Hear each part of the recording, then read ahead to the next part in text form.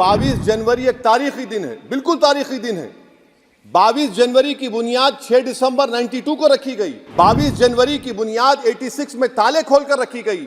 आज मुल्क के 17 करोड़ मुसलमान भारत के वजीर आजम पर एतमाद भरोसा नहीं करते, बिल्कुल नहीं करते, बता रहा हूं, खुल के कह रहा हूं। मैं जिम्मेदारी के साथ कह रहा हूं कि भारत के प्रधानमंत्री और उनकी सरकार भारत के मुसलमानों से उनकी शनाख्त को छीनना चाहते हैं। ख्वाजा अजमेरी के आस्थाने पर चादर बिछाइए। नरेंद्र मोदी इस मुल्क में तारीख लिखना चाहते हैं। क्या तारीख लिखना चाहते हैं? कि मैंने इस देश को, गांधी अंबेडकर के देश को मैंने हिंदू राष्ट्र बना दिया। मैं अपने बचपने में जब हिस्ट्री पढ़ता था तो मैंने एक स्टैचू की फोटो देखी थी, प्रीस्ट किंग ऑफ मोहनजोदारो। ऐसा लगता है कि वैसा ही लग रहा है कि प्रधानमंत्री नहीं है बल्कि पुजारी सम्राट बन चुके हैं वो। हमारे देश के प्रधानमंत्री सर, वतन अजीज के वजीर आजम, मैं बड़ी जिम्मेदारी के साथ कह रहा हूं कि मैं अपने बचपने में जब हिस्ट्री पढ़ता था तो मैंने एक स्टैचू की फोटो देखी थी, प्रीस्ट किंग ऑफ मोहनजोदारो। ऐसा लगता है कि वैसा ही लग रहा है कि प्रधानमंत्री नहीं है बल्कि पुजारी सम्राट बन चुके हैं वो। और मैं क्यों कह रहा हूं कि हमारे सदर जमहूरिया ने कहा था कि 22 जनवरी एक तारीखी दिन है, बिल्कुल तारीखी दिन है। 22 जनवरी की बुनियाद 6 दिसंबर 92 को रखी गई। 22 जनवरी की बुनियाद 86 में ताले खोलकर रखी गई।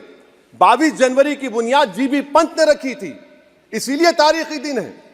और तारीखी दिन इसलिए भी है कि सर इसी ऐवान में 16 दिसंबर 1992 को हमने एक रेजोल्यूशन पास किया था। आप बताइए कि आज इस मुल्क में चाहे कोई सेकुलर पार्टी का हो या जो भी हो, वाले सब सेकुलर है, बुरा मैं हूं, किसी में हिम्मत नहीं है कि 6 दिसंबर की बात की जाए। और वो तारीखी दिन इसलिए भी है सर, इंसाफ करने वालों में एक एनसीएलटी के चेयरमैन, एक गवर्नर और एक नामजद शुदा रुकने पार्लियामेंट बैठे हुए थे।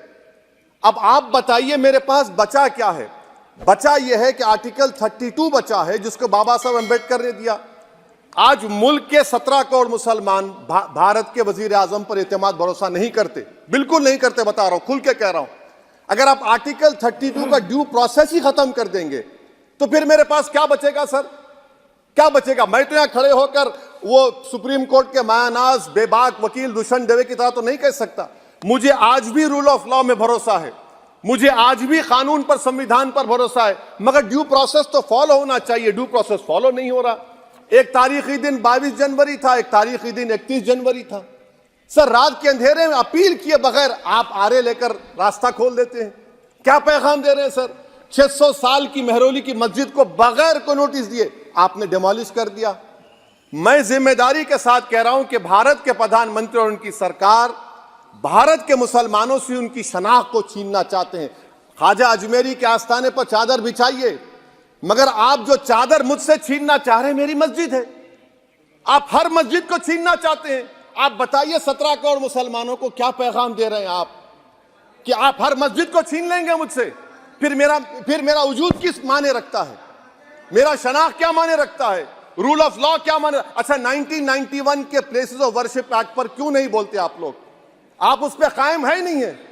आप 500 साल की बात करते। मैं आपसे कहता हूं भाई 500 साल पे मत जाइए, बौद्ध पे जाइए, जैनिज्म पे जाइए, शैविज्म पे जाइए, कहां रुकेंगे? अरे इस देश को आजादी मिली 47 में, संविधान मिला हमको बाबा साहब अम्बेडकर का, बराबरी का। उससे पहले तो राजा रजवाड़े थे, जमहूरियत नहीं थी, लोकतंत्र नहीं था, मगर आप उसको उस बारे में लेके जाते। अरे 500 साल आगे क्या होगा बताइए?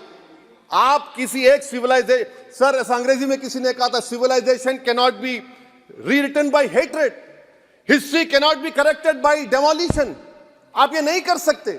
और मैं उम्मीद करता हूं कि जब मौर्रिख तारीख लिखेगा, नरेंद्र मोदी इस मुल्क में तारीख लिखना चाहते हैं। क्या तारीख लिखना चाहते हैं?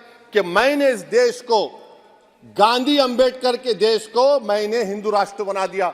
मैं उम्मीद करता हूं कि हमारे भारत के, हमारे हिंदू भाई देश के प्रधानमंत्री की सोच को नाकाम करेंगे। उन पर है, अब देखते हैं क्या होता है।